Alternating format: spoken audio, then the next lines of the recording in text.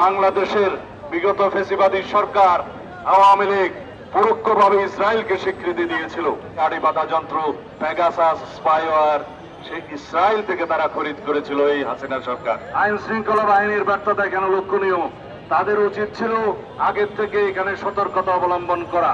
আপনারা জানেন বাংলাদেশের বিগত ফ্যাসিবাদী সরকার আওয়ামী লীগ পরোক্ষভাবে ইসরায়েলকে স্বীকৃতি দিয়েছিল। কিভাবে? তারা বাংলাদেশের পাসপোর্টে ইসরায়েল ব্যতীত সকল রাষ্ট্রে গমনের যে নির্দেশনা ছিল সেখান থেকে ইসরায়েল শব্দটি রিমুভ করে দিয়েছিলেন, প্রত্যাহার করে নিয়েছিলেন। তার মানে দাঁড়ায় তারা ইসরায়েলকে স্বীকৃতি দিয়েছিল, অথচ তারা বাংলাদেশের মুসলমানদের পক্ষে, সারা পৃথিবীর মুসলমানদের পক্ষে মায়া কান্নাও কান্ত।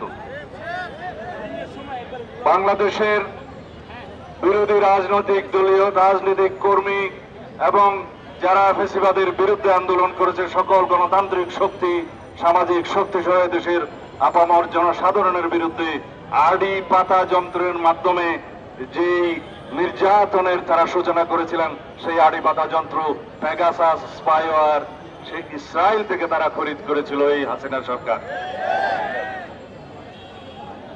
আজকে যেখানেই হাসিনা আশ্রয় নিন না কেন, বাংলাদেশের মানুষ সারা জীবন এই আওয়ামী ফ্যাসিবাদী ইসলাম বিদ্বেষী এই আওয়ামী লীগের বিরুদ্ধে এই ধিক্কার জানিয়েই যাবে যে তারা মুসলিম বিদ্বেষী, ইসলাম বিদ্বেষী, আলেম বিদ্বেষী, সারা পৃথিবীতে ইসরায়েল পন্থীদের সমর্থক ছিল।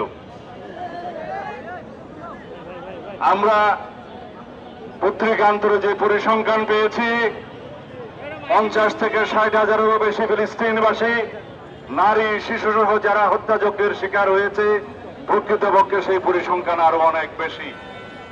যারা অপুষ্টিতে ভোগে, যে সমস্ত শিশুরা মৃত্যুর মুখোমুখি হচ্ছে, তাদেরকে হত্যাকাণ্ডের শিকার হিসেবে গণ্য করতে হবে। যে সমস্ত বৃদ্ধরা খাদ্যের অভাবে, বিভিন্ন চিকিৎসার অভাবে যারা মৃত্যুবরণ করছে, তারাও এই গণহত্যার শিকার। সরকারের ব্যর্থতা এখানে লক্ষণীয়, আইন শৃঙ্খলা বাহিনীর ব্যর্থতা এখানে লক্ষণীয়। তাদের উচিত ছিল আগের থেকে এখানে সতর্কতা অবলম্বন করা, তাহলে বাংলাদেশের নামে এই বদনামটা আমাদের নিতে হতো না।